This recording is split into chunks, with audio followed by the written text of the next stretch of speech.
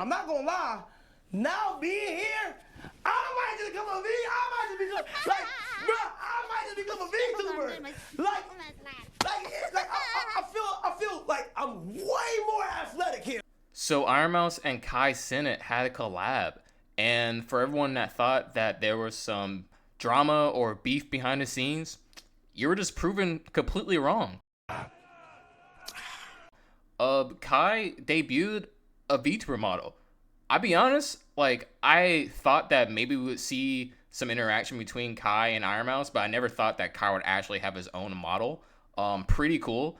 Hey, he did a 3D model first time for a debut. Pretty ballsy, but hey. Don't worry about it. Don't worry about it, sweetheart. Don't worry about it, sweetheart. You could tell that Kai was having so much fun trying out a VTuber for the first time too. Like, it felt so contagious just to see him just be so jubilee about the whole experience. The best part of the whole collab to me, hands down, was whenever Kai gave his flowers to Ironmouse and just gave a heartfelt speech about everything that he loved and just praised about Ironmouse and what she does for us and the community. I'm not gonna lie, and just know, I want you to personally know that I got your back to defend you whenever, wherever. I got your back, no cap. Like, deadass, you are so positive. Like, you are so positive, and you deserve everything that's going on with you. And I just want to say, keep being you. Don't ever change, right? You're so kind. What do you say? Huh? You're so kind. You're Nah, so for real. nice. Just What keep the fuck? being you, for real. As great as this collab was, I can already see some fans that, to be honest, aren't even Kai fans or Ironmouse fans, and just people that want to get their pitchfork sharpened and just want to go online and be vocal and just spread hate to anyone that doesn't agree with what they think is right. And that shouldn't be the case, because if you see someone just having fun with something that they truly love, like, what reason do you have just to go after them for it?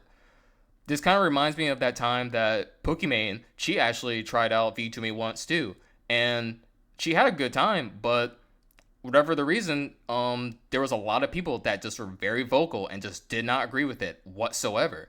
I actually do have like a small clip here, just her talking about it and just her opinion on the matter. Okay, so for anyone that might not know, like the beginning of the pandemic-ish, at some point, I thought VTubers were so cool. Yeah. And I love me some good anime girl art, right? Right. So Yeah, I yeah. got like a VTubing model done, and I was like, well, this could be a fun thing to use if I don't feel like being on camera. Right. Yeah. And then when I came out with it, like, I think a lot of people were really mad. We have a problem. We have a problem. Ladies and gentlemen, we have problems.